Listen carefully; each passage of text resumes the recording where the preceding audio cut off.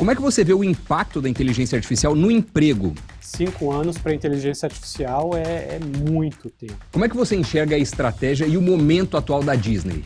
Adquirir o primeiro cliente é extremamente difícil. Quem são as empresas que estão mais preparadas para competirem pela atenção das pessoas? Se você quiser algo que é muito difícil, você tem que montar um plano de 10 anos. Então eu vejo a minha vida em blocos de 10 anos. Olá, bem-vindos ao Talk Invest News, o podcast do Invest News sobre negócios. Eu sou o Doni Denútil e o nosso episódio de hoje está internacional. Olha quem é o nosso entrevistado. PhD em Marketing Quantitativo pela Universidade de Michigan, Thales Teixeira foi por mais de uma década professor da Harvard Business School. Entre os alunos, fundadores de startups e CEOs de algumas das maiores empresas do mundo. Referência na área de business e transformação digital, atuou como consultor em companhias como Nike, Netflix, Microsoft, BMW, Unilever, Adidas e Samsung. Thales Teixeira é autor de dezenas de cases e artigos e do livro Unlocking the Customer Value Chain, elogiado e recomendado por nomes como Jorge Paulo Lemann e Jim Collins. Ele é criador da teoria de decoupling e cofundador da empresa de mesmo nome. Professor Thales Teixeira, atualmente lecionando na Universidade da Califórnia. Prazer ter você aqui com a gente. Que honra, meu caro. Obrigado, viu? Ô, Doni, é um grande prazer estar aqui com vocês. Muito obrigado pelo convite. Eu assisto Invest News regularmente. É um programa incrível. Então, quando vocês me pediram para aparecer, foi uma grande honra e alegria. Sensacional. Hoje você está falando de onde? Hoje eu estou falando de uma cidade perto de San Diego que chama La Jolla, onde eu moro aqui na Califórnia, já faz alguns anos, eu me mudei de Boston, então é sul da Califórnia. Sensacional. Então temos costa oeste com Thales, costa leste eu aqui na Flórida e temos agora também o Leandro Guissoni, que sempre está presente aqui com a gente.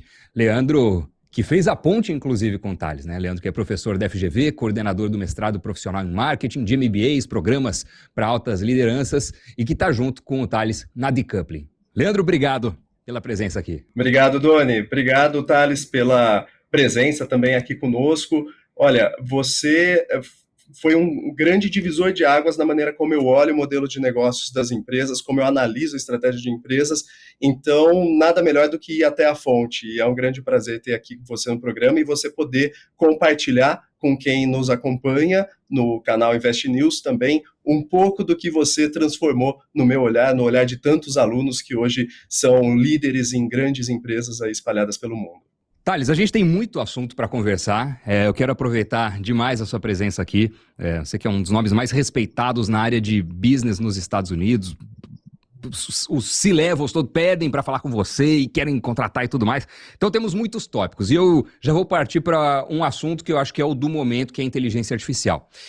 Por que você acha que o Google tem menos de 50% de chance de manter a sua dominância na era da inteligência artificial? Olha, o que aconteceu há 1 ano e meio atrás foi que uma empresa que é sem fins lucrativos, que chama OpenAI, que trouxe o ChatGPT. A Google estava tentando já há alguns anos desenvolver essa metodologia, só que segurou até ser lançado para ter o melhor produto possível, e nessa segurada veio o ChatGPT, um produto que de graça, que você pode entrar, é um site super simples, amigável, e que você pode fazer qualquer pergunta que você quiser. Obviamente nem tudo vai responder, mas foi uma coisa que deu acessibilidade a custo zero inicial, muito rápido. O que aconteceu é que 100 milhões de pessoas se inscreveram e começaram a utilizar em questão de semanas.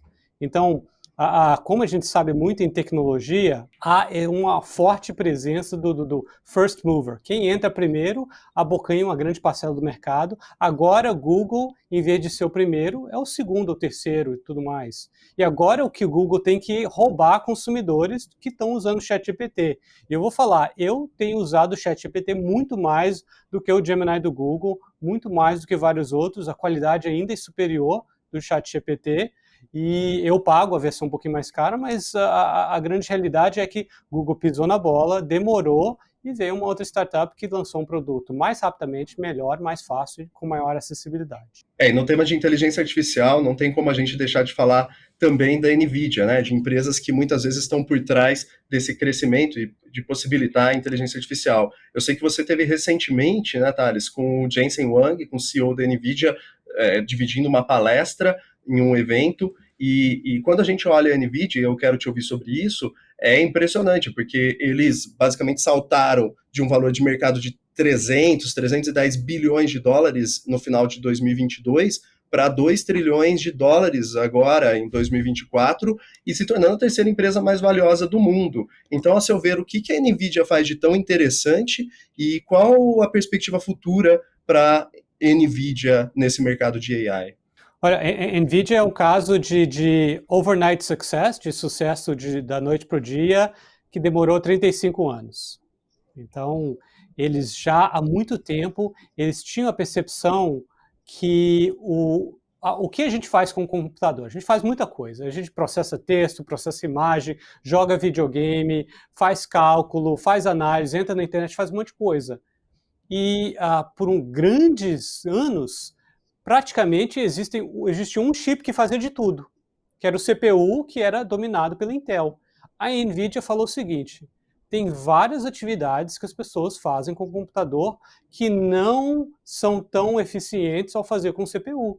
Então ela criou o conceito de GPU e ela estava tentando vender esse conceito no mercado, e há 30 anos atrás só quem comprava era jogador de videogame, porque você conseguia ver nitidamente, se você jogasse o videogame com o CPU da Intel e com o GPU da NVIDIA, que o processamento de imagens, dado o processamento em paralelo, era mais rápido, consequência, as imagens vinham muito mais rápido para você. Só que, então, a NVIDIA era uma empresa basicamente que muita jogador de gamer que comprava o CPU da NVIDIA. O que a NVIDIA começou a ver é a possibilidade de fazer processamento em paralelo para outras atividades, e quando o AI veio e exigiu um processamento muito rápido em paralelo para otimizar e para calcular os modelos generativos que usam LLM, que é conversacional, aí que viram que falou, pô, se a gente usar processamento serial como o CPU da Intel, vai demorar anos. Então, começaram a usar a NVIDIA e explodiu. Então, agora, a corrida de AI é a corrida de software, e as empresas que criam esses modelos estão praticamente todos usando equipamentos da NVIDIA. Ô Thales, a IA substitui inúmeras funções e trabalhos de uma maneira drasticamente mais eficiente. Isso aí, a gente tem exemplos e casos aos montes agora, não pensando no futuro. Como é que você vê o impacto da inteligência artificial no emprego nos próximos 5 anos? Olha, eu acho que nos próximos 5 anos quase ninguém tem capacidade de avaliar esse impacto. 5 anos para a inteligência artificial é muito tempo, tá? Então, o máximo que a gente pode ver é extrapolar o que está acontecendo hoje para o futuro. E eu vou dar alguns exemplos de pessoas ao meu redor que estão usando inteligência artificial para substituir emprego, trabalho ou empregadores. A minha esposa tem uma startup. E cada rodada de financiamento ela precisa contratar advogado e fazer um monte de documento de contrato para os investidores.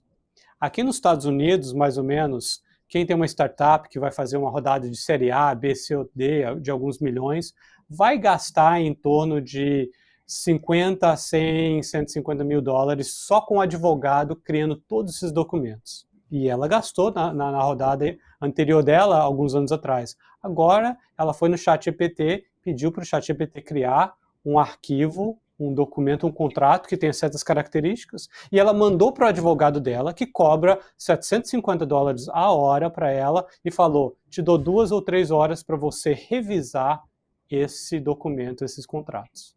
E ela economizou muito dinheiro, e ela efetivamente está disruptando o mercado de advogados. Ela não demitiu o advogado dela, mas em vez de gasta 100 horas, vou te dar 2 ou 3 horas. Se isso acontecer em massa, a quantidade de advogados para criar contratos que eles geralmente já têm e começam a editar contatos, gastar e cobrar tanto dinheiro, isso vai drasticamente diminuir. Então, coisas que podem ser automatizadas pelo ChatGPT vão ser. Porque o economics, o incentivo é muito forte para minha esposa fazer isso. Tá? Então, isso é um exemplo. Eu tenho feito uma série de atividades que antes eu contratava, o estagiário, contratava uma pessoa, contratava várias outras pessoas. Tem coisas que eu estou começando a fazer mais rapidamente com inteligência artificial. Então, essa história de que não vai perder emprego, eu não consigo ver isso. Talvez alguém consiga ver. O que a gente está vendo é, sempre que tem uma tecnologia disruptiva, o que acontece é que muitas pessoas perdem o emprego drasticamente e novos empregos vão surgindo em outras áreas de modo bem devagar. Isso quando veio o computador, demitiram um monte de contador, e aí a escritório de contabilidade que tinha 10, 20 pessoas passou a ter 3, 4. E foram criando novos empregos. Então, o Google criou novos empregos, Facebook, Apple, Amazon, criaram novos empregos. Mas isso é ao longo do tempo. Então, há uma mudança do fluxo de geração de valor pelo trabalho. Algumas pessoas perdem o emprego rapidamente e outros vão começando a criar o emprego, mas são pessoas diferentes. Então, isso a gente está vendo aqui nos Estados Unidos com mobilidade. Então, caminhões que são autônomos. Um americano médio que dirige caminhão à distância ganha um salário muito bom porque ele fica sempre fora, longe da família, ganha $100 mil por ano. Estão perdendo emprego. E um caminhoneiro, já nos 40, 45 anos de idade, não consegue trocar de emprego, não consegue virar um programador, não consegue fazer outra coisa, vai acabando indo para outras atividades que ganham muito menos. E vai estar crescendo. Você precisa de vários programadores, engenheiros e pessoas de tecnologia para criar esses caminhões, mas não são as mesmas pessoas. Então, o que vai acontecer é uma mudança de fluxo de emprego. Muita gente vai perder emprego rapidamente e novos empregos vão surgindo de modo devagar. Esse é o que a gente viu com a internet, com o computador, com a direção autônoma e o que a gente está vendo com inteligência artificial generativa. E empresas gigantes, Thales, que eu fico aqui pensando, a gente está citando uma mudança grande no mercado que eventualmente AI vai ocasionar. Então, por exemplo, uma empresa que vinha sendo protagonista em inteligência artificial, a gente não pode deixar de mencionar a IBM, né? A IBM, na década de 90, final da década de 90, ganhou do melhor jogador de xadrez do mundo, depois teve lá no programa americano Jeopardy, de perguntas e respostas, que é super difícil, e aí ela ganhou. Mas ela está fazendo algumas parcerias com algumas empresas, IBM Watson e assim por diante, mas eu acho que a gente ouve menos falar da IBM nesse contexto todo de inteligência artificial.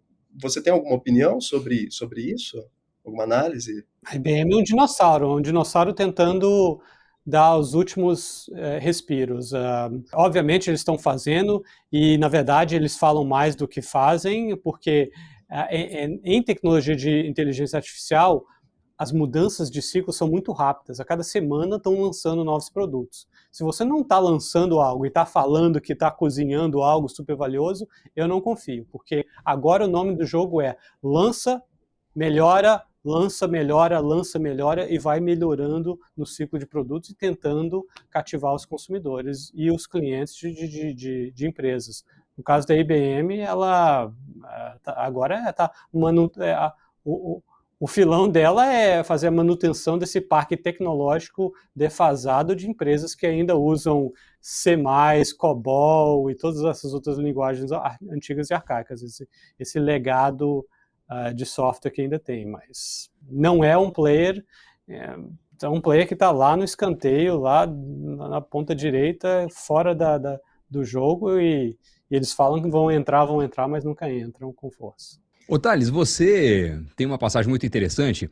Você se encontrou com o Mark Zuckerberg antes do IPO. Como é que foi isso e qual foi a conversa que você teve lá no Facebook naquele momento? Olha, na verdade eu acho que já estava como professor assistente em Harvard há 1 ou 2 anos e veio um executivo sênior para Harvard e conversar com vários professores de Facebook. Estava naquele período que eles estavam falando de fazer o IPO e tudo mais.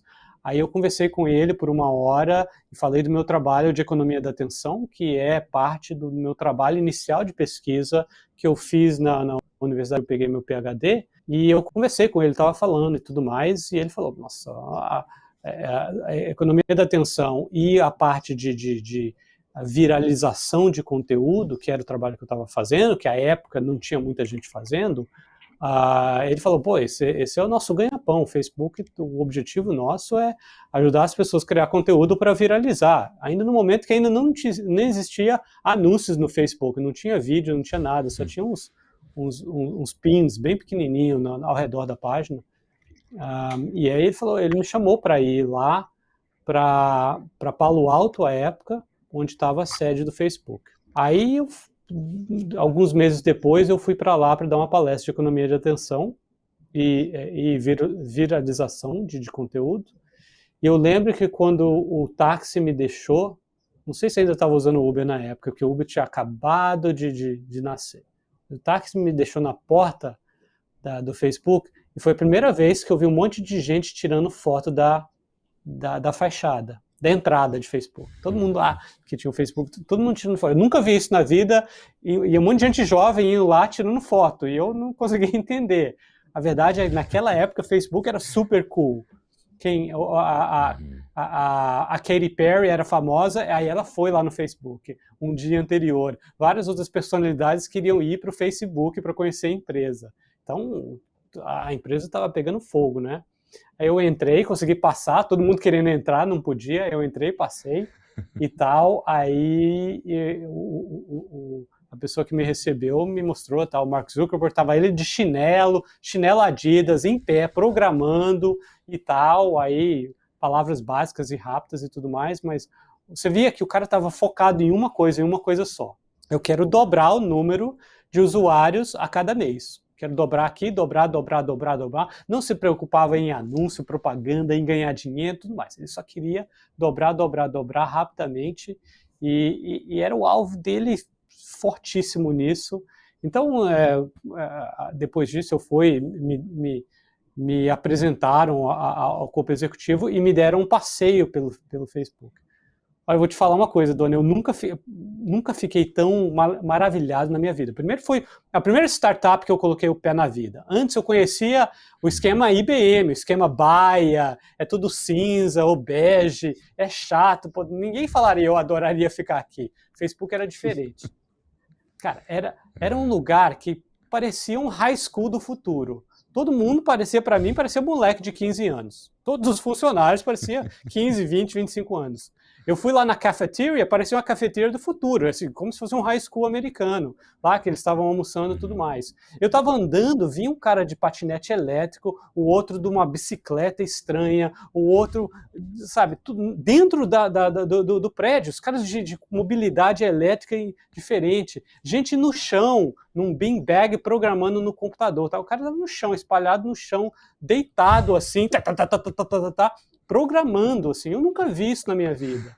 Aí a pessoa que me recebeu falou, professor, passou 15 minutos e ainda não fez nenhuma pergunta, você pode fazer pergunta, com exceção do IPO, eu respondo as perguntas. Aí eu falei para ele, eu não tenho nenhuma pergunta, é como se eu tivesse chegado em Marte, eu não consigo elaborar uma pergunta porque eu nunca vi isso na minha vida, então foi um choque muito grande de conhecer o que era uma startup que, não vamos esquecer, startup é um conceito em si muito diferente do conceito das empresas tradicionais. Então, o que eu estava vendo é um novo modo de organização de pessoas para disruptarem mercados. O ambiente totalmente diferente, o modo de trabalho, as pessoas. É uma coisa que eu nunca tinha visto na vida. E eu já fui na Coca-Cola, na Pepsi, na IBM, já fui em várias outras empresas. Aquilo para mim era ir para outro planeta.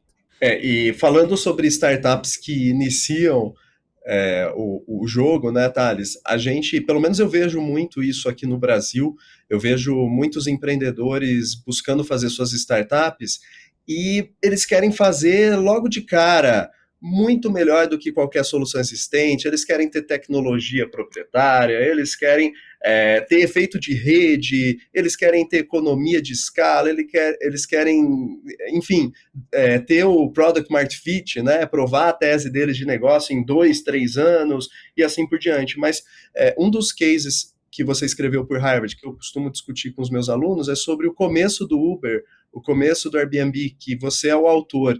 Então, como que é diferente Uber e Airbnb, como eles nasceram, como as startups nascem em relação ao que muitas vezes se prega no mercado?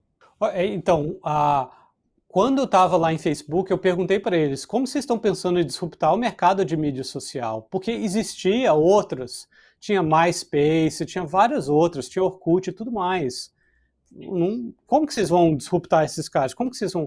E em nenhum momento, ao dar a resposta, primeiro eles foram extremamente abertos. Não ia falar, olha, esse é o nosso segredo. Tudo. Não, vamos fazer isso, isso, isso, isso, isso e isso. E para mim parecia tudo muito natural, mas em nenhum momento eles falavam, temos uma tecnologia disruptiva que ninguém mais tem acesso e a gente vai usar essa tecnologia para ganhar mercado e participação e crescer. Não, eles falaram de usuários que estavam insatisfeitos, que eles queriam trazer o usuário e engajar o usuário, que um usuário use o conteúdo, mas também poste o conteúdo e comece a usar cada vez mais o Facebook para várias atividades na vida. Aprender, ouvir, entender, discutir, dialogar, se educar, conversar com familiares, conversar com amigos. Era só isso. Né? Então, quando eu fui na Airbnb também, eu perguntei, já existe compartilhamento de casas, home sharing, VRBO, vários outros existiam, Couchsurfing e todos os outros, e existe um monte de hotel que estão fazendo coisa. Como que vocês vão ser diferentes? Mesma coisa, eles nunca falaram nada de temos uma tecnologia revolucionária, um algoritmo, temos e tudo mais. Mas vocês são empresas de tecnologia, vocês estão crescendo, tem um valuation de empresa de tecnologia. E aí, cadê a tecnologia? Não, era tudo foco no consumidor.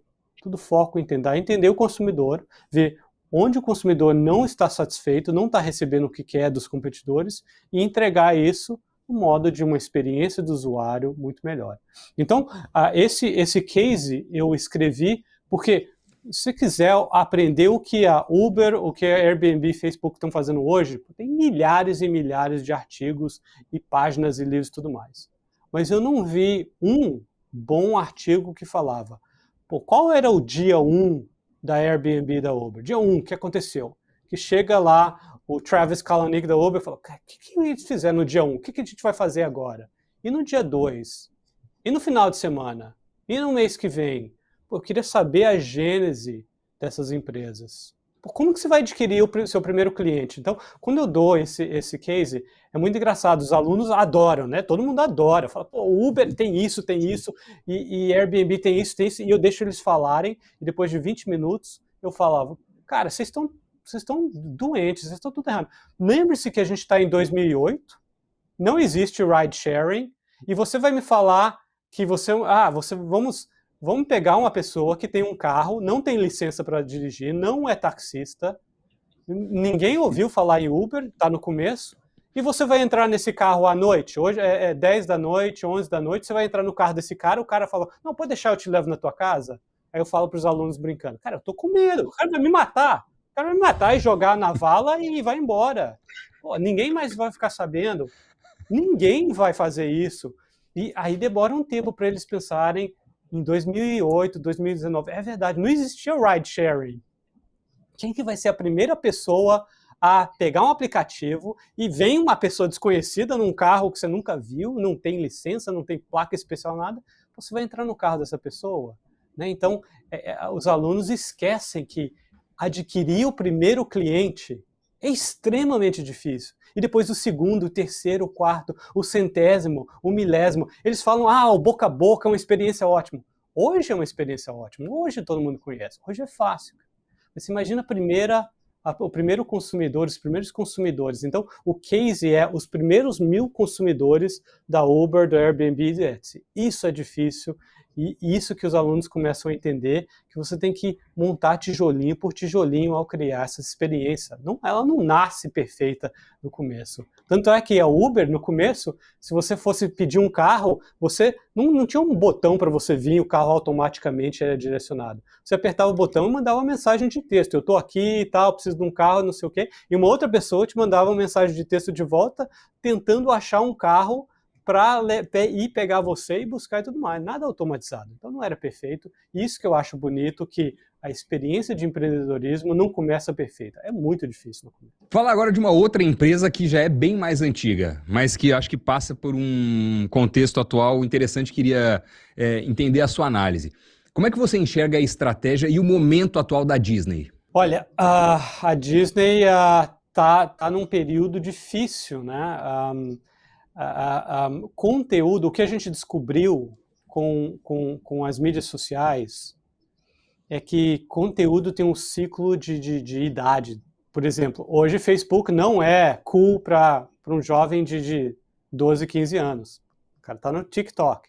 Quem está no TikTok, eles entraram, tem um conteúdo diferente, uma forma de se comunicar diferente. Então, a geração que está no TikTok, ela, de alguma forma, ela rejeitou a geração anterior, que rejeitou a geração anterior. Então você tem gerações de TikTok, de Instagram, de Facebook, aí você vai para trás, né? Então, o Snapchat, quem estava no Snapchat não queria, a pessoa era uma pessoa jovem, você não quer postar e tá a tua avó. Quando a tua avó entra no Facebook, muita gente parou de usar, completamente jovem.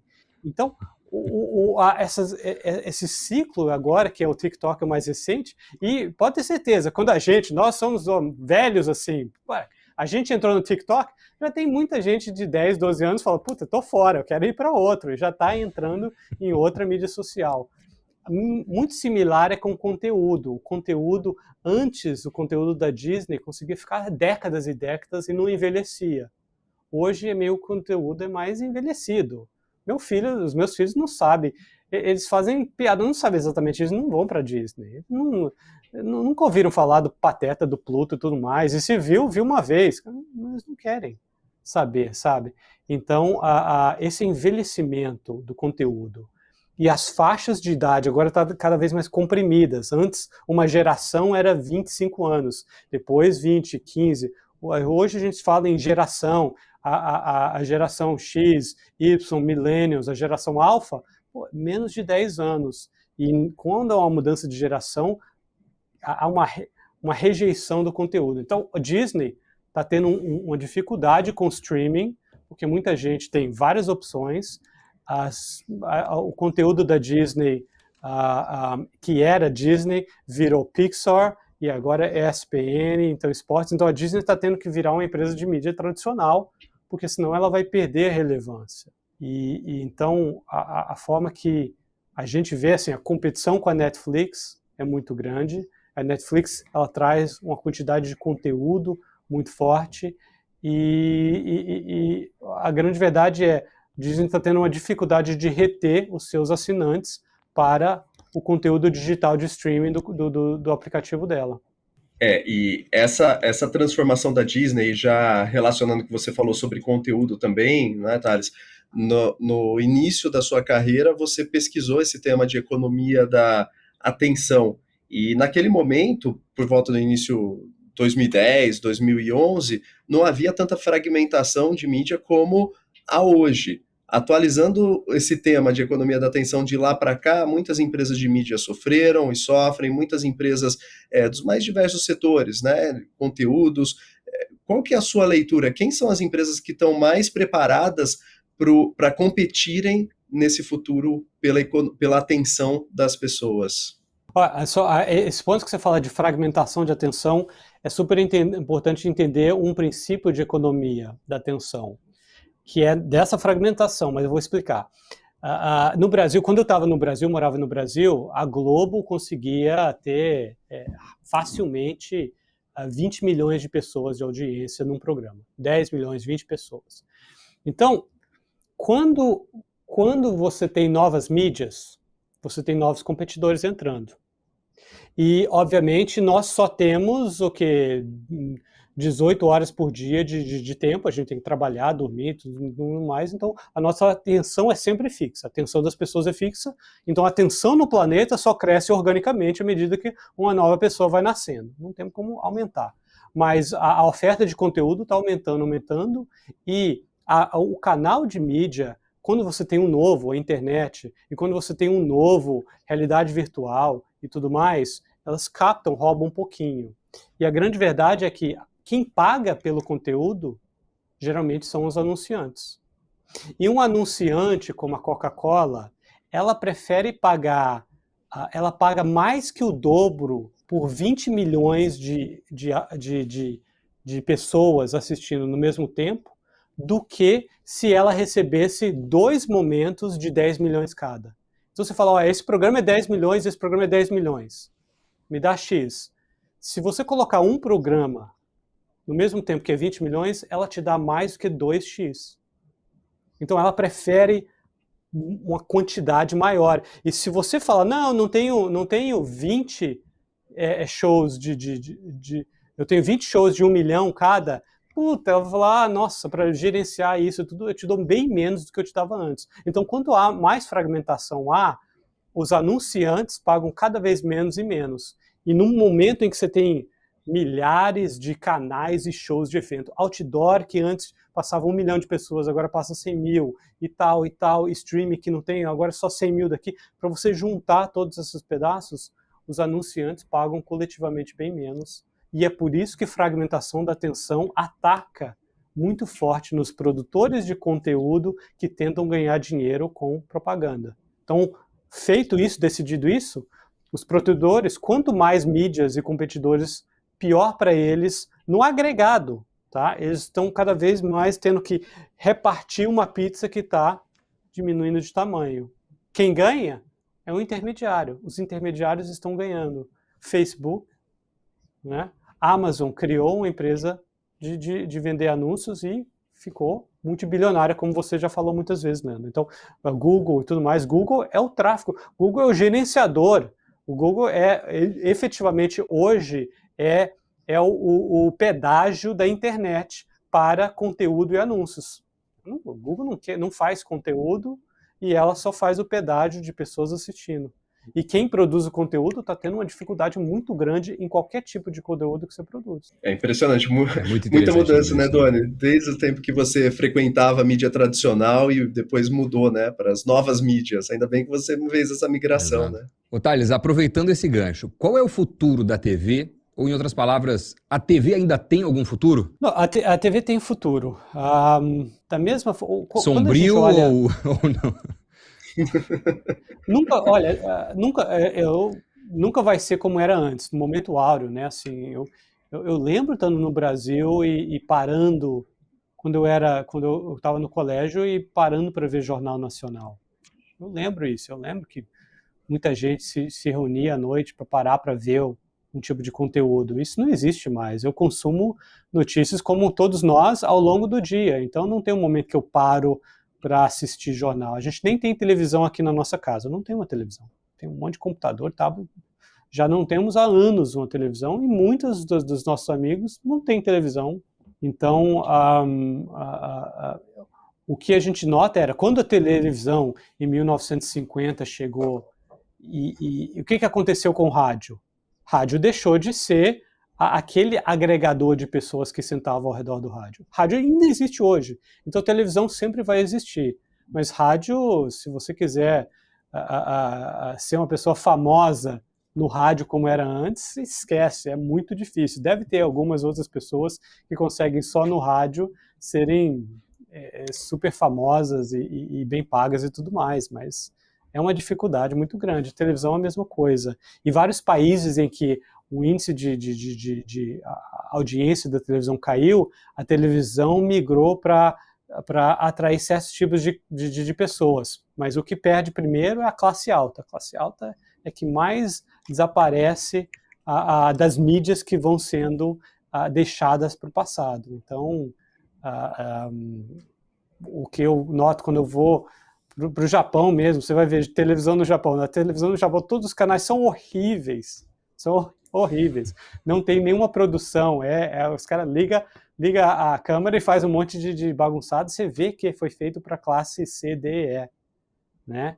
E você até vê os anunciantes. Não tem mais anunciantes de peso, de qualidade que estão pagando muito. Então, a audiência cai, só as empresas que tem esse tipo de audiência vai atrás, são empresas de menor valor e volume de mercado. Então, o dinheiro saiu, o dinheiro de anúncios pesados saiu um pouco, com exceção de alguns eventos, né? Se você tem uma Copa do Mundo, Olimpíadas e tudo mais, isso é uma coisa diferente, mas já também está migrando para o streaming e tudo mais. Então, o resumo é, a televisão vai continuar perdendo dinheiro, como consequência, a qualidade do conteúdo vai caindo, como consequência, algumas pessoas que podem vão abandonar esse conteúdo para consumir conteúdos digitais, como eu e eu imagino vocês.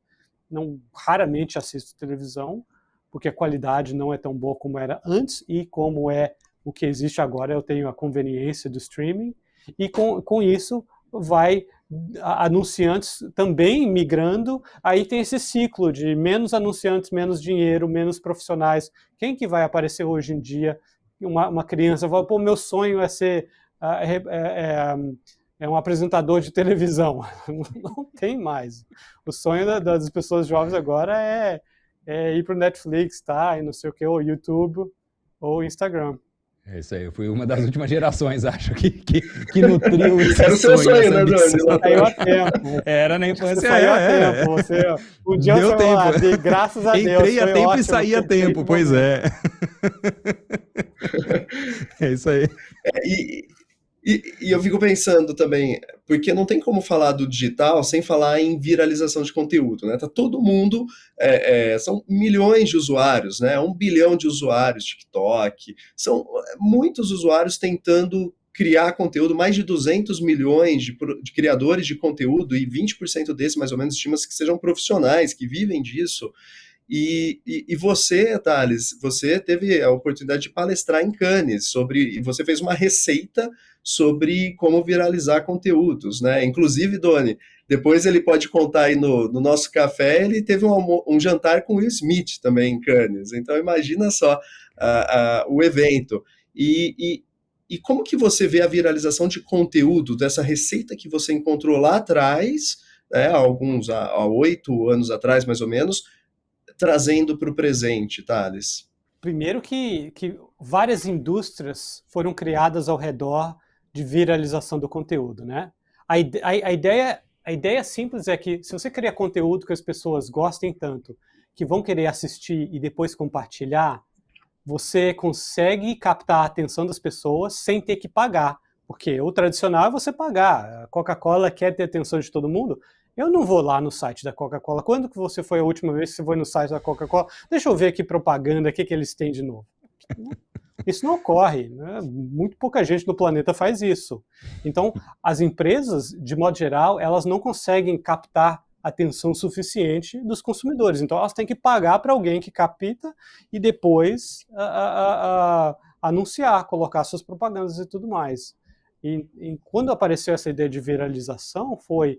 se você criar certos tipos de conteúdo, você não precisa pagar pela atenção das pessoas, tanto na televisão quanto na internet. Obviamente, isso vai contra o modelo do Google. O Google quer que você pague pelo conteúdo, né? Não receba de graça. Então, o Google sempre teve uma aversão a isso e tentando alterar os algoritmos. Mas teve uma indústria que apareceu de a gente vai conseguir viralizar para você.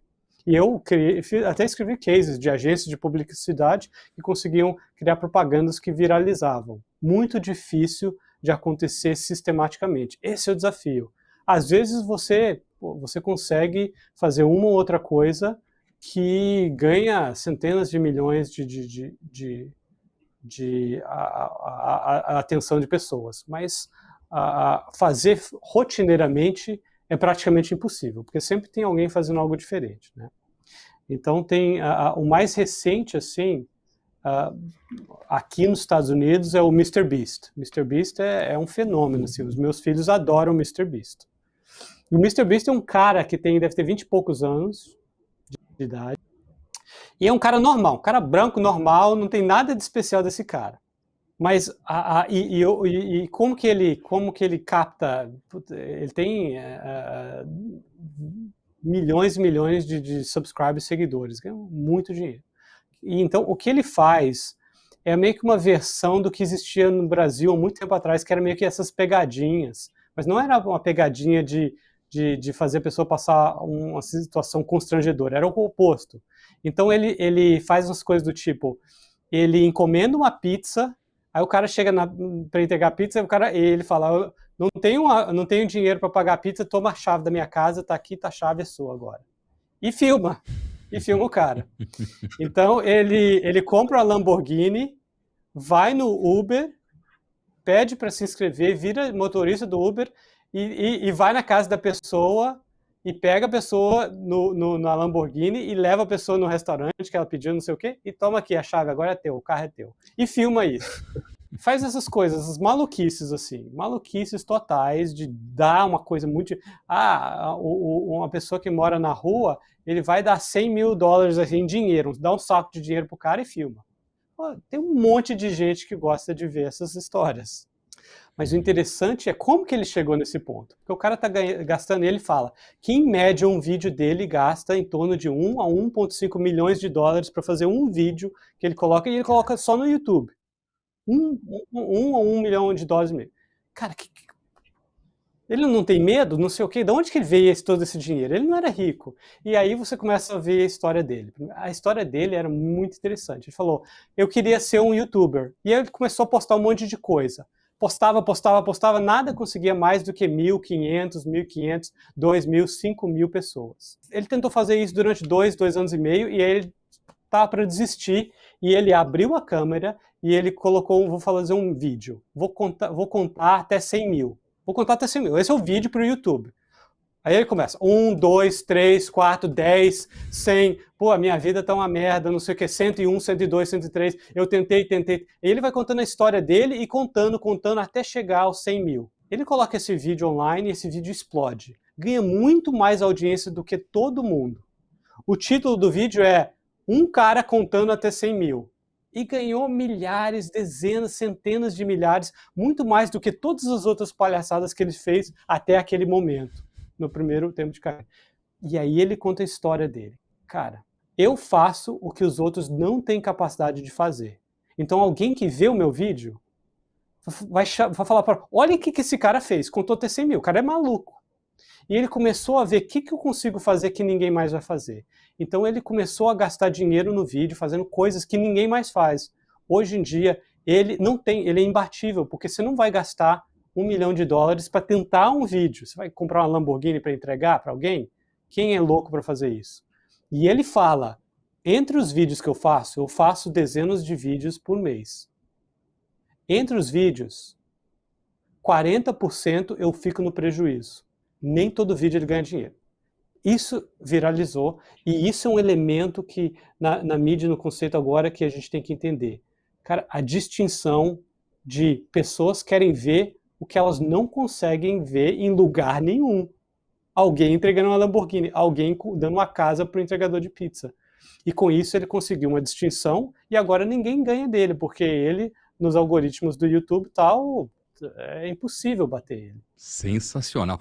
E para quem é criador de conteúdo, qual que é, na sua visão, hoje o melhor modelo, a melhor forma de monetizar efetivamente a atenção do consumidor, já que está cada vez mais difícil viralizar conteúdo produzido? Você tem que achar uma distinção que é sua, que você consegue manter, e você consegue criar variações desse conteúdo e que tem uma audiência interessada nesse conteúdo. Então você tem que martelar aquilo em variações daquilo, tá? Então tem gente aí que tem um grupo de pessoas que gosta muito de ver outras pessoas fazendo alimentos. Então aí vai na cozinha e tal, faz alimento e mostra e tal. E depois você tem que disruptar essa pessoa. É um processo de disrupção, tem que criar algo diferente. Mas recentemente tem umas pessoas que agora elas vão na natureza, na montanha, num lago, não sei o quê, e fazem o alimento lá, em vez de fazer na cozinha.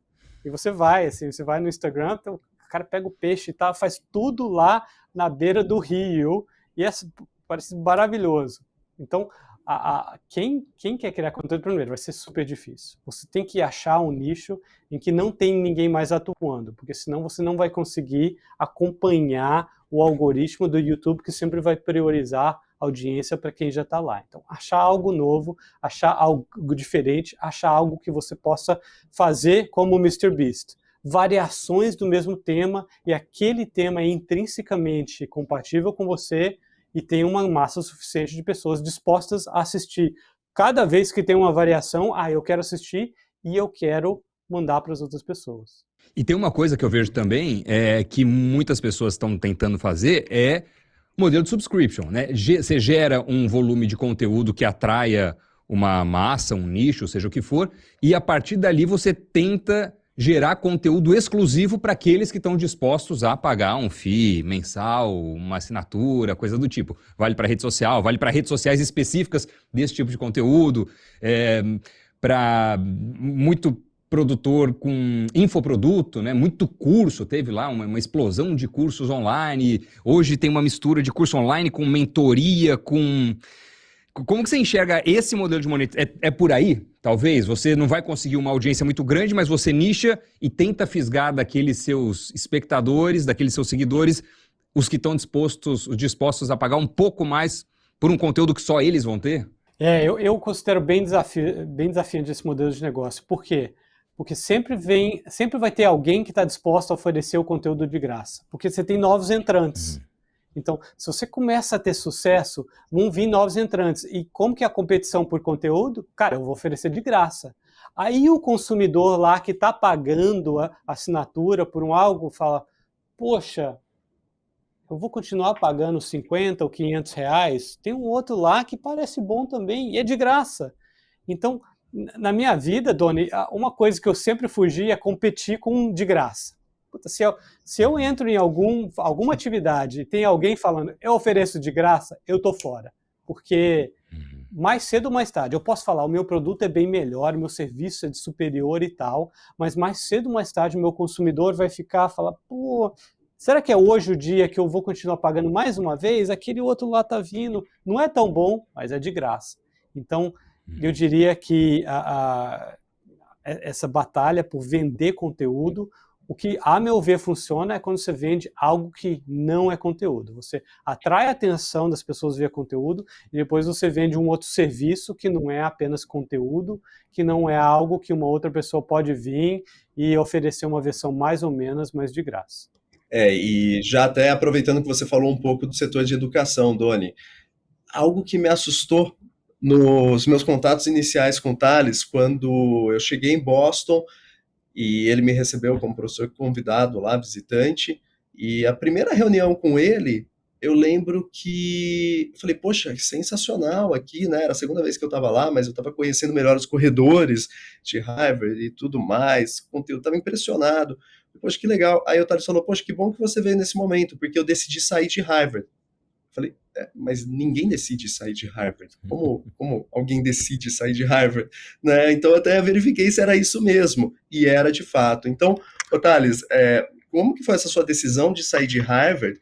E também, como que você vê o futuro da educação, né? Porque você está na fronteira da educação, tem estado, seja em Harvard, na Universidade da Califórnia, enfim. Conta um pouco sobre isso. Eu acho que a decisão de sair de Harvard foi... primeiro, uma decisão de... Eu sempre penso na minha vida em blocos de 10 anos. Acho que as pessoas mais jovens, elas acham que você consegue ter sucesso estrondoso em poucos anos. E uma coisa que eu aprendi na minha vida é, se você quiser algo que é muito difícil, você tem que montar um plano de 10 anos. Então eu vejo a minha vida em blocos de 10 anos. Teve o meu bloco de ser estudante, foi mais ou menos 10 anos. Graduação, mestrado, doutorado, 10 anos. Então a minha próxima era carreira de professor numa universidade. E quando estava chegando, já há alguns anos, que eu gosto de fazer meu planejamento antes, alguns anos antes de terminar 10 anos, eu pensei em falar, pô, se eu fui promovido e tal, se eu conseguir tenure aqui nessa universidade, eu vejo pelos meus colegas, ninguém sai de Harvard. Uma vez você vira tenure, nenhum professor sai de Harvard. só sai morto. Só que tem muitos professores infelizes em Harvard. Tem muitos, como qualquer outra instituição no planeta. E eu conhecia vários, infelizes. Não gostavam do que faziam, não gostavam de lá, não gostavam dos colegas, mas você está meio que preso, cara. E aí, eu não gosto de nada, mas eu não vou sair de Harvard. Pô, o status, o ambiente, o salário, tudo é perfeito. Então as pessoas, eu não queria ser esse tipo de pessoa. E pensando que eu não queria ter toda a minha vida falar, ó, eu sou professor de Harvard por 40, 50 anos. Eu não queria. Então, 10 anos estava chegando, eu falava, qual que é a próxima coisa que eu quero fazer? Porque eu posso virar professor, voltar a ser professor, eu posso fazer, mas eu queria fazer algo novo, queria fazer algo diferente, algo desafiador, que eu poderia aprender novas competências e habilidades. Então, eu não queria ficar em qualquer instituição. E diga-se de passagem, muita gente fala, meu sonho é para Harvard. Meu sonho nunca foi para ir para Harvard. Pode perguntar, meus pais, meu irmão, todos os meus familiares. Nunca ninguém ouviu eu falar, meu sonho é ir para Harvard. Então, não era o meu sonho. É um ambiente legal, tudo bem, pode ser o sonho de várias pessoas, mas não era o meu sonho. O sonho era fazer certas aventuras profissionais e crescimento e fazer várias outras coisas. Só que era conveniente estar em Harvard no período, aprendi muito, fiz esses cases que eu falei de vocês, visitei, conheci muita gente famosa, aprendi muito, conheci você, Leandro. Então tem muito a agradecer, mas eu queria um novo desafio. Então a decisão de sair foi uma decisão de já aprendi muito com essa instituição, está na hora de eu tentar fazer algo diferente. Uma das coisas que nunca me deixou satisfeito em Harvard é que às vezes eu era contratado para dar uma palestra em um país e tal, e ganhava muito bem, viajava de classe executiva e tal, eles pagavam hotel e tal, eu encontrava o CEO e tudo mais, mas nem sempre, mas em vários casos eu tenho que admitir, eles estavam fazendo isso porque eu era professor de Harvard, não porque eu era o Thales. Isso me deixava insatisfeito. Eu estava sendo bem tratado porque eu era um professor de Harvard.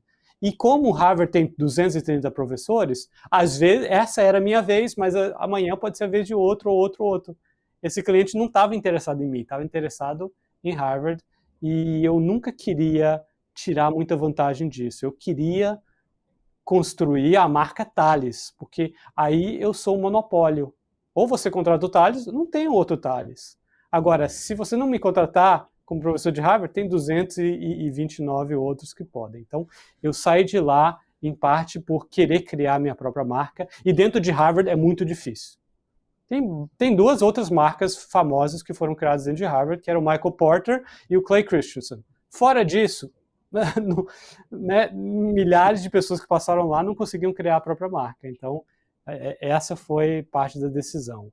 Essa pergunta da educação é uma pergunta que eu me pergunto todo dia, porque a educação ainda não foi disruptada. Eu acho que o ensino superior, que é um ensino modelo inglês, francês, de você fica 4 anos para aprender tudo o que você precisa, para depois praticar na sua carreira, eu acho que isso é totalmente defasado. Aprende 4 anos depois, vai trabalhar, não faz mais sentido. Depois de 4 anos, o mundo hoje mudou muito, e então é uma coisa que eu me pergunto, eu não sei a tua opinião, Leandro, mas eu me pergunto isso, como vai mudar, quem que vai ser o disruptor, mas eu tenho uma convicção, Harvard nunca vai ser tão valioso, tão importante como tem sido no passado. Da mesma forma como a gente falou de televisão, a era da televisão passou, a era das grandes universidades terem essa áurea, eu acho que ela está se passando.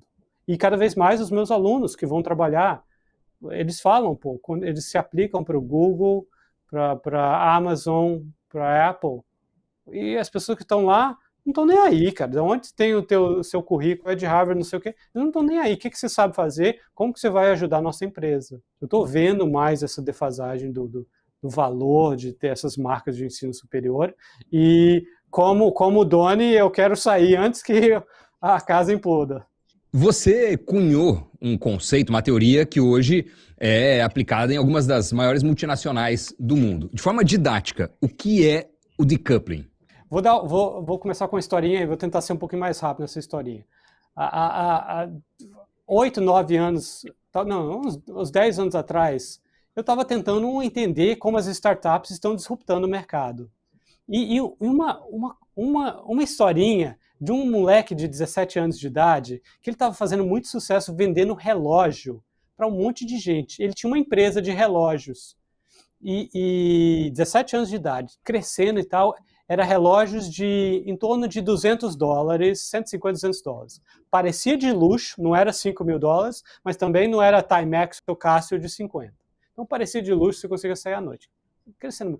Aí eu entrei em contato com essa pessoa e procurei entender o que ele está fazendo. Aí eu descobri, achei, pô, tem uns relógios, o site de relógio vende e tal, não sei o quê. Eu descobri que ele não é fabricante de relógio. Ele não é distribuidor de relógio. Ele não é revendedor de relógio. Os relógios são feitos na China. Tá. Na hora que você compra o relógio no site dele, ele nem pega o relógio. Vai da China para um distribuidor nos Estados Unidos, que é importado, depois que vai para a tua casa. Se você devolve o relógio, vai da mesma forma. Ele não recebe o dinheiro. Se você paga, o dinheiro vai para uma empresa que paga para ele e depois paga para a empresa chinesa que fabricou. Ele não criou o site, ele usou um outro sistema para criar um site que automaticamente populaciona o relógio. Ou seja, ele não fez quase nada.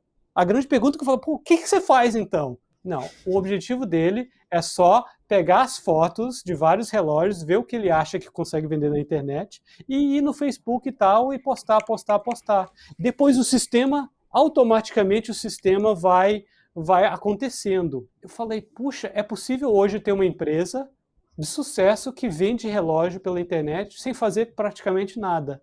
E várias dessas atividades de adquirir o relógio, distribuir, entregar, fazer o serviço do consumidor, todas essas atividades foram desacopladas de modo que o consumidor não vê, o consumidor acha que está comprando de uma empresa idônea que faz um monte de coisa, mas várias dessas atividades são feitas por empresas independentes que estão abaixo do pano de visibilidade do consumidor. Então, quando eu vi isso, eu vi que isso estava acontecendo em várias indústrias.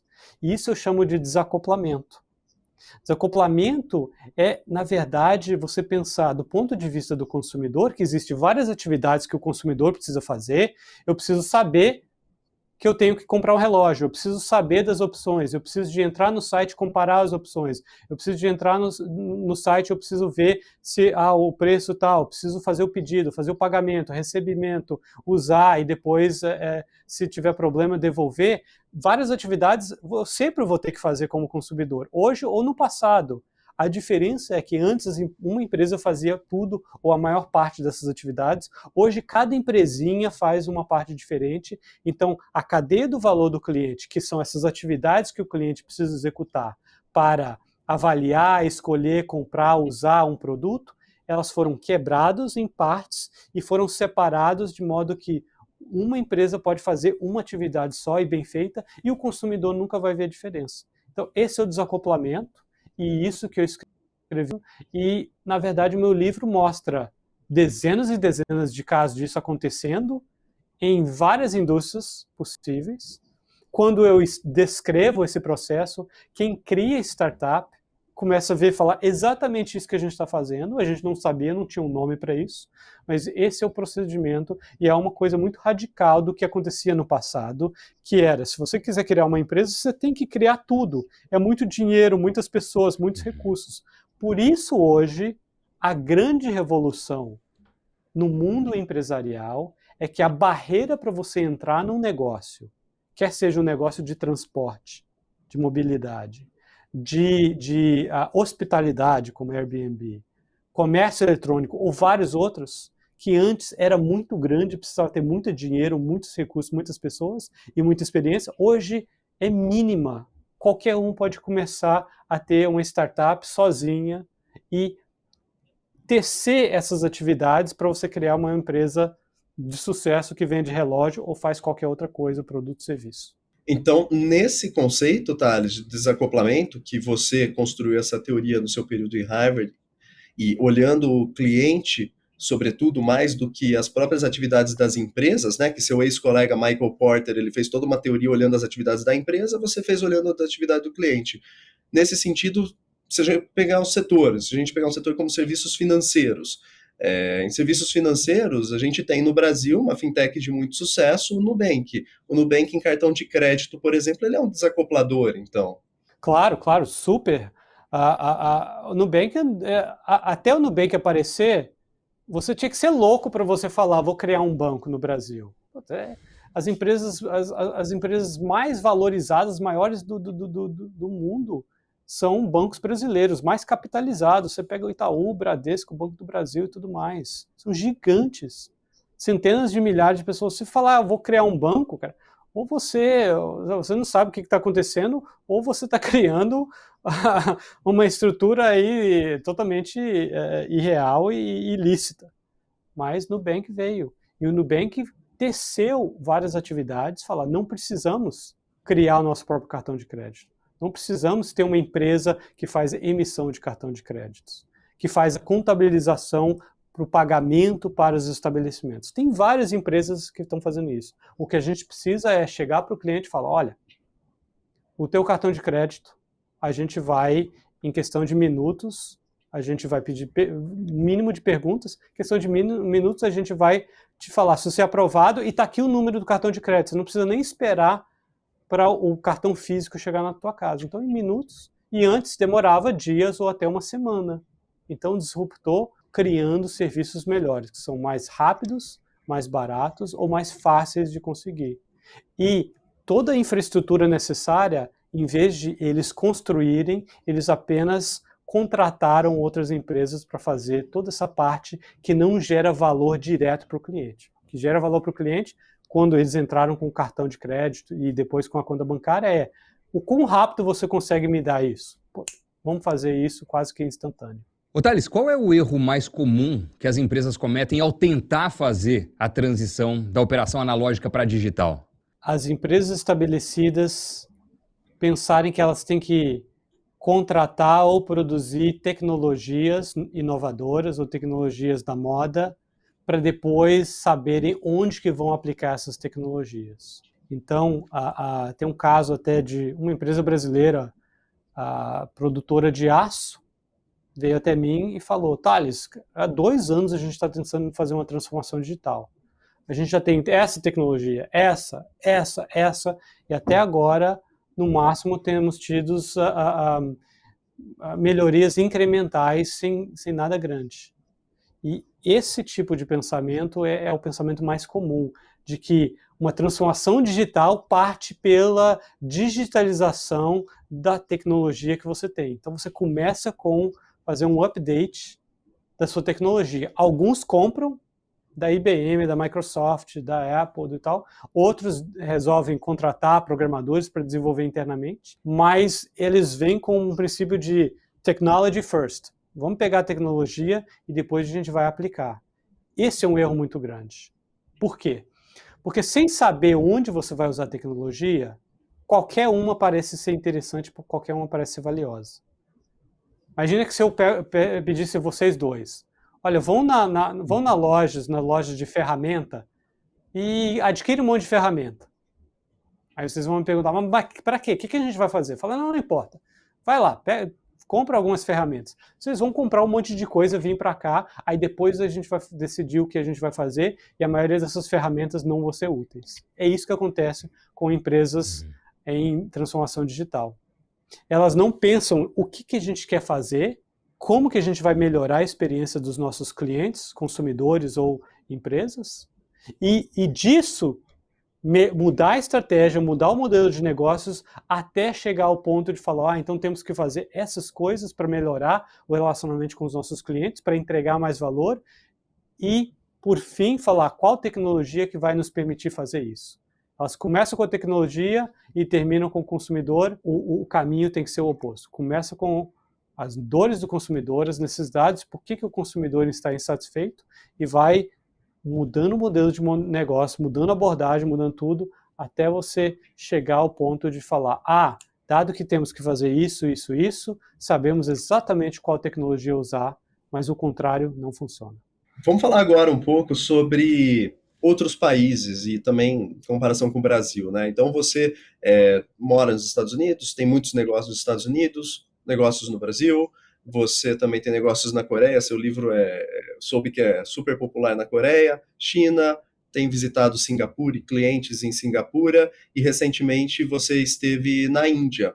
Então, nessa sua passagem por tantos países, por tantos lugares extremamente interessantes, quais são as grandes diferenças que você nota sobre inovação, sobre tecnologia, sobre startups entre esses países, Thales? Olha, tem algumas assim que me chocam. Primeiro, nos Estados Unidos tem muito modismo, e o modismo vem dos VCs. Tem muito dinheiro para se jogar para o empreendedor. Então, é natural que a maioria dos empreendedores vão atrás do dinheiro primeiro e tentam achar uma forma de conseguir esse dinheiro. Então, esse é um ciclo que tem acontecendo. E a gente vê isso com a inteligência artificial. Toda empresa está mudando, migrando para colocar no foco a inteligência artificial, conseguir funding das VCs e depois decidir o que vai fazer com esse dinheiro. Então, nos Estados Unidos tem essa tendência de vamos captar o dinheiro de investidores e depois a gente vai pensar no produto e tal. A consequência disso é o que a gente nota, né? Assim, 8 entre 10 startups morrem nos primeiros anos, porque elas gastaram muito dinheiro tentando aprender o que fazer. Elas não pensaram em o que fazer exatamente, o modelo, como vai funcionar, para depois conseguir dinheiro. Elas vão fazendo meio que isso em paralelo e gastam rios de dinheiro.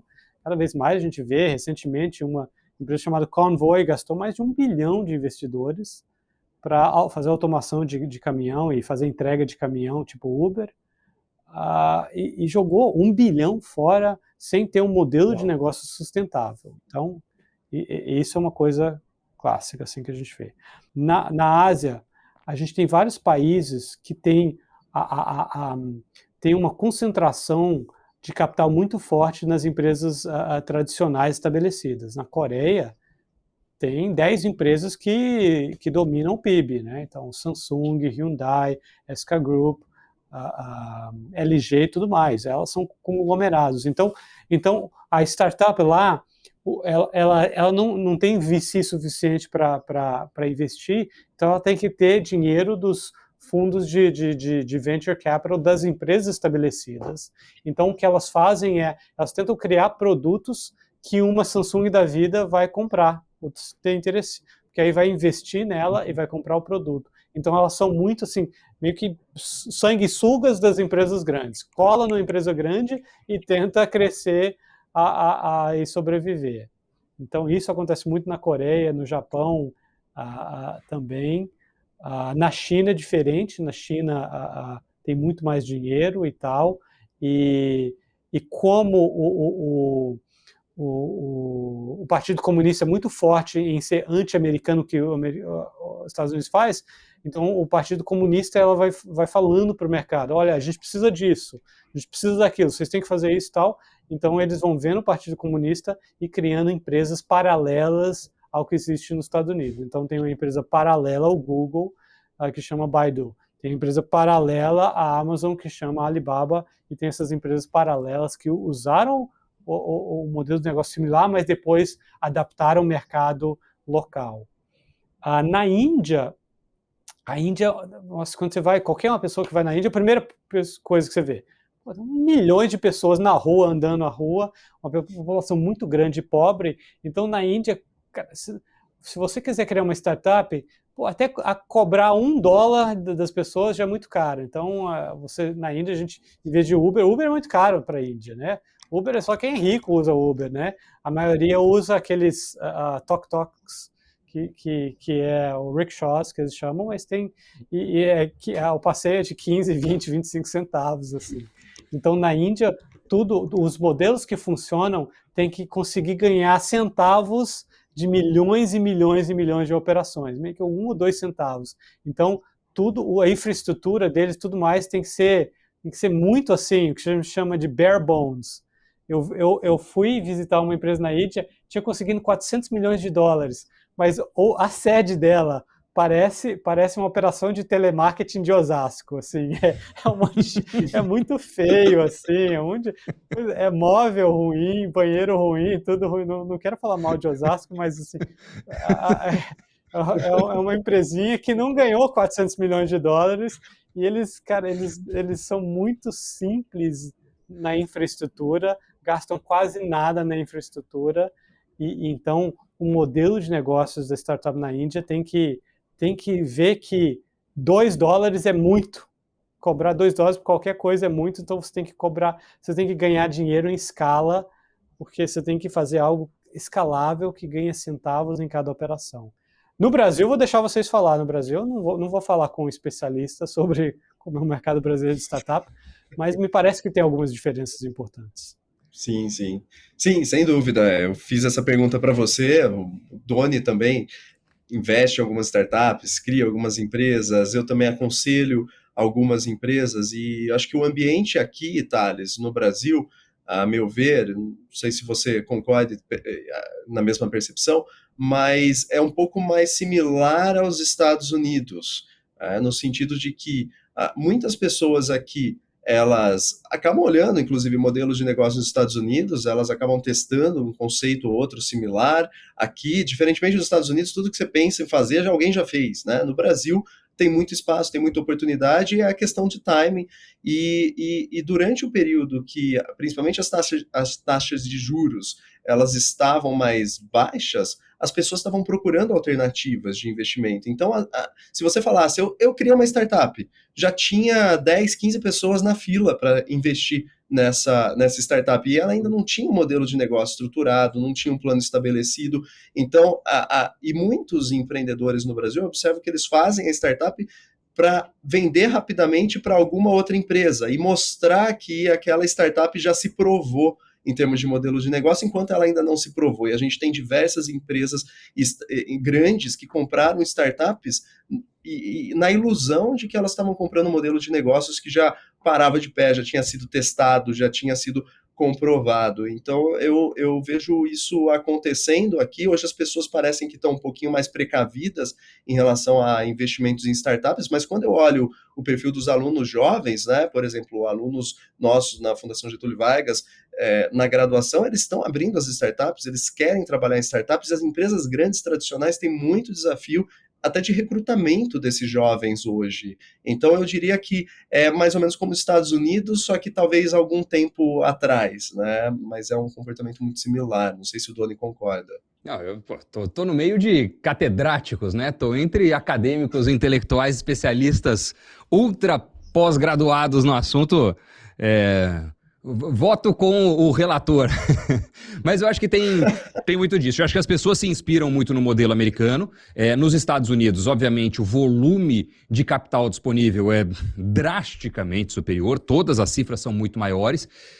Mas eu percebo também que, até pela cultura americana, existe um apetite empreendedor que parece que corre na veia aqui, né? Parece que qualquer boa ideia prospera. Então, seja pelo volume da economia dos Estados Unidos, representa aí 1/4 do PIB mundial, seja por essa pegada que vem ao longo de tantos anos e que tantos imigrantes se mudam para cá para tentar realizar o American Dream e tudo mais, o empreendedorismo é um negócio muito admirado, muito procurado. Os empresários e empreendedores bem-sucedidos são vistos como referência. E no Brasil ainda existe uma cultura diferente dessa, onde quem faz sucesso, você olha, mas o que ele fez para conseguir isso? Aí tem, entendeu? Alguma coisa não deve ter sido muito lícita, ou é porque veio de uma família que tinha muito dinheiro, ou porque tinha relacionamento com o ambiente político. Existe um pouco desse ar de desconfiança com o empresário bem-sucedido no Brasil. E nos Estados Unidos eu não percebo isso. Ao contrário, as pessoas aqui falam de valores e das empresas e tudo mais, e um dos programas de maior sucesso da TV é o Shark Tank, há vários anos, que está de segunda a sexta na CNBC, toda noite, várias horas. Então, me parece que o volume de criação de novos negócios nos Estados Unidos é muito mais pujante, que os valores disponíveis, naturalmente, também são muito superiores. E no Brasil, quem tem mais esse espírito empreendedor acaba se inspirando no que vê nos Estados Unidos e tentando aplicar para a cultura, para a realidade, para as dificuldades, para os problemas do Brasil. Então, uma adaptação de Uber para o Brasil, uma adaptação do DoorDash para o Brasil, uma adaptação de modelos americanos para as especificidades brasileiras, que às vezes nem é tão fácil de uma empresa global chegar lá e se dar bem. Muito bem, professor Doni Denútil, dando uma aula aqui para gente. Acho que é isso sim, os pontos número 1, empreendedorismo nos Estados Unidos é vangloriado, é sempre positivo. No Brasil, às vezes, ainda tem uma desconfiança, uma questão histórica, mas que eu acho que está diminuindo com muito empreendedor jovem que não nasceu rico, ficando bem sucedido. Tem muito copycat mesmo, mas também tem muita coisa nova. Eu acho que o Nubank é uma coisa nova, não é uma cópia, não temos nos Estados Unidos o Nubank. O Nubank é um fenômeno genuinamente brasileiro, em que um mercado grande, que muita população desbancarizada, sem cartão de crédito, não tem crédito, e paga crédito muito caro, e não tinha acesso a bancos e tudo mais. E com o Open Banking criou o Nubank, né? Não vamos esquecer. Open Banking não é no mundo inteiro. Open Banking é uma mudança da legislação que o governo brasileiro decidiu achatar a competitividade dos maiores bancos, falando, se você é um banco grande, você tem que dar dados, você tem que compartilhar dados com seus outros competidores e com novos entrantes. Então isso permitiu novos entrantes entrar e receber aquela informação. Pô, quem que é bom pagador no Brasil? Quem que é mau pagador? Para quem que eu vou dar cartão de crédito? Se eu não tenho um histórico de 20 anos de toda a população brasileira, como o Serasa tem, ou os bancos têm, fica muito difícil eu ter um sistema disso. Então, uma das coisas que eu faço é eu regularmente, nos Estados Unidos, não tenho tempo para fazer no Brasil, é ver a legislação americana, o que ela está mudando e onde que vai ter um impacto em qualquer setor. Porque se você tivesse visto isso, e eu comecei a ver, Open Banking iria criar novos neobanks, bancos digitais, que vão crescer em valor. Então eu lembro, investindo no Nubank no começo, nem sabia o que era Nubank, não importava, eu só sabia que se mudar a legislação, der essa abertura para novos bancos, vão ver disruptores e esses bancos vão crescer de valor e tudo mais. Então, eu constantemente, eu recomendo, se você quer ser um bom investidor, não é olhar para as startups, é olhar para onde a legislação vai mudar e isso vai propiciar o aparecimento de startups que vão crescer e eventualmente dominar seus competidores. Porque em indústria que a regulamentação é a mesma e nunca muda, praticamente não há disruptor. Né? É muito difícil. Disrupção tem essa pegada de compartilhamento com mudanças ou na legislação ou nos consumidores. Antes eu queria isso, agora eu não quero mais. Aqui nos Estados Unidos está tendo uma aversão muito ao álcool. Então, muita gente mais jovem não quer beber álcool. Então está aparecendo uma oportunidade gigante para vinho sem álcool, cerveja sem álcool e vários outros tipos de produtos que vão crescer fortemente com essa geração que está tendo uma aversão a ficar inebriado. Thales, uma última pergunta. Qual é, na sua opinião, o peso do fator sorte no sucesso de um negócio? Pô, você deixa a pergunta mais difícil por último, né? Olha, a minha visão em relação à sorte em ambientes de negócios ou em qualquer outra atividade que exige competência, esforço humano e dedicação, é de que se você for tentar fazer uma vez, abrir uma empresa, ser um professor bem-sucedido, ser um apresentador de sucesso, qualquer coisa que é muito difícil, ser um youtuber de sucesso, se você for tentar uma vez, o fator sorte vai ser possivelmente 90% do resultado final. Alguns vão ter sorte, a maioria não vai ter. Mas se você tenta 3 vezes, o fator sorte vai cair de 90% para 80%. Se você tenta 30 vezes, o fator sorte vai cair para 30%.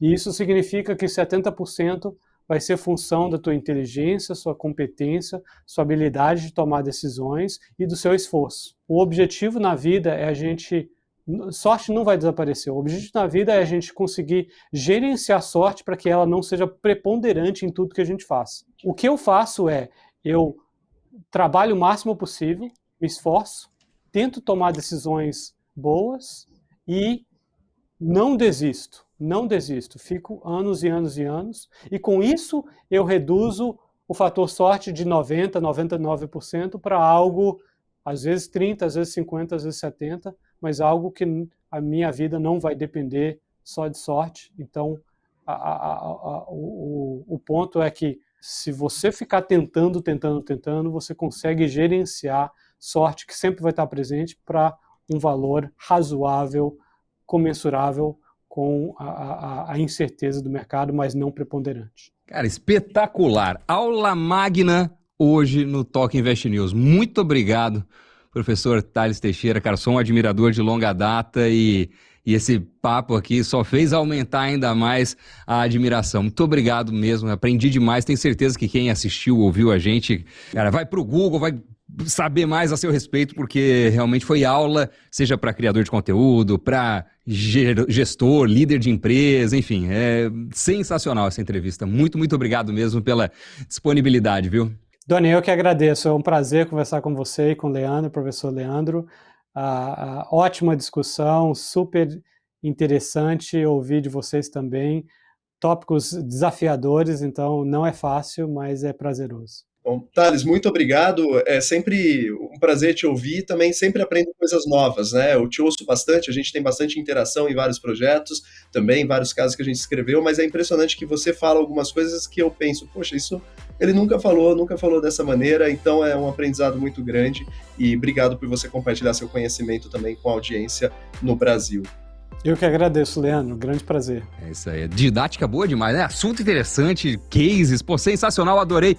Professor, obrigado, muito obrigado, principalmente a você que nos acompanhou aqui no Talk Invest News e até o próximo programa. Tchau.